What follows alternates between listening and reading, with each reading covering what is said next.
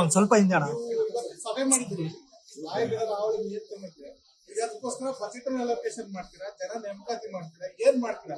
ನಮ್ಗೆ ಬಾರಿ ವಿಚಿತ್ರ ಆಗ್ತಂದ್ರೆ ವಿಧಾನಸೌಧದಲ್ಲಿ ನಾಯಿಗಳಿಗೋಸ್ಕರ ಪ್ರತ್ಯೇಕ ಒಂದು ಕೊಠಡಿ ಮಾಡುವಂತದ್ದು, ಜನ ನೇಮಕಾತಿ ಮಾಡುವಂತದ್ದು, ಅದಕ್ಕೋಸ್ಕರ ಅದಕ್ಕೆ ಪ್ರೊಟೆಕ್ಷನ್ ಮಾಡುವಂತದ್ದು, BBMP ಹಿಡಿದ್ರೆ ಹೇಳಿದ ನಾಯಿಗಳು ಹಿಡ್ಕೊಂಡು ಆಚೆ ಬಿಟ್ಬಿಡೋದು. ಸಮಸ್ಯೆ ಇಷ್ಟು ದೊಡ್ಡ ಮಟ್ಟಕ್ಕೆ ಸ್ಪೀಕರ್ ಅವರು ಉಲ್ಬಣ ಆಗುವಂತ ಒಂದು ಸಪರೇಟ್ ಶೆಡ್ ಕಟ್ಟಬೇಕು. ಶಕ್ತಿ ಸೌಧದಲ್ಲಿ ಎಂತ ಪರಿಸ್ಥಿತಿ ಈಗ ನೋಡಿ, ನಾವು ಮನುಷ್ಯರಿಗೆ ಜೀವಿಸಲಿಕ್ಕೆ ಎಷ್ಟು ತಪ್ಪಿದೆ, ಪ್ರಾಣಿಗಳಿಗೆ ಜೀವಿಸ ಕೂಡ ಜಾಸ್ತಿ ಪಾಪ.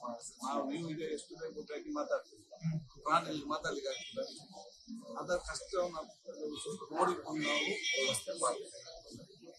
ಇವತ್ತು ವಿಧಾನಸೌಧ ವ್ಯಾಪ್ತಿಯಲ್ಲಿ ಇವತ್ತು ನಮಗೆ ಕೆಲವೊಂದ್ಸಲ ಬಹಳಷ್ಟು ಕಂಪ್ಲೇಂಟ್.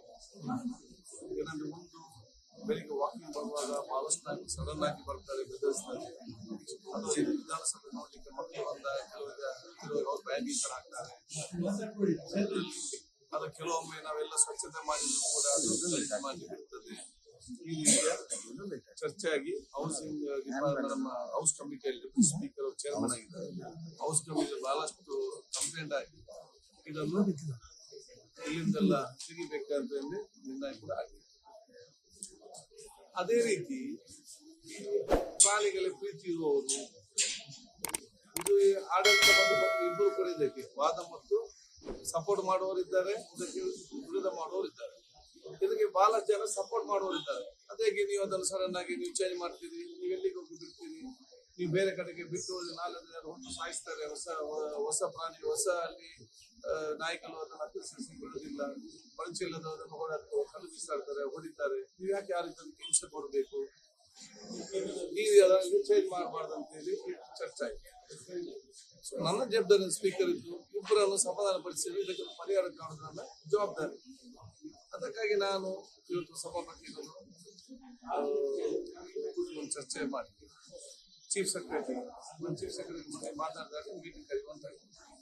ಹಾಗಾಗಿ ನಾನು ಇವತ್ತು ಸಭಾಪತಿ, ಚೀಫ್ ಸೆಕ್ರೆಟರಿ ಮತ್ತು ನಾವು ಬಂದಿದ್ದೇವೆ. ಅದ್ರ ಜೊತೆಯಲ್ಲಿ DPR, ಯಾಕೆ ವ್ಯಾಪ್ತಿ ಕೆಳಗಿನ ವ್ಯಾಪ್ತಿ DPRಗೆ ಬರ್ತದೆ, ಮತ್ತು ನಮ್ಮ ಪೊಲೀಸ್ ಯಾಕೆ ಅವರು ಗಾರ್ಡ್ ಮಾಡ್ತಿದ್ದಾರೆ ರಾತ್ರಿ. ಜೊತೆಯಲ್ಲಿ ನಮಗೆ PWD, ಯಾಕೆ ನಾನು PWD ಮತ್ತು ಇದರ ಬಗ್ಗೆ ದೊಡ್ಡ ರಿಸರ್ಚ್ ಮಾಡಿದ BBMPಯ ಒಂದು ಅವರ ಮೀಟಿಂಗ್ ನಾವು ಕರೆಸಿದ್ದೇವೆ. ಆ ಮೀಟಿಂಗ್ ಅಲ್ಲಿ ಚರ್ಚೆ ಆಗಿ ಸುಮಾರು ನಾವೆಲ್ಲ ವರದಿ ನಾವೆಲ್ಲ ನೋಡುವ, ಯಾಕೆ ನಾವು ವರದಿ ಮಾಡಿ ಫಸ್ಟ್ ಹೇಳಿದ್ದೇವೆ. ವರದಿ 54 ನಾಯಿಗಳು ನಮ್ಮ ಈ ಒಂದು ಆವರಣದಲ್ಲಿ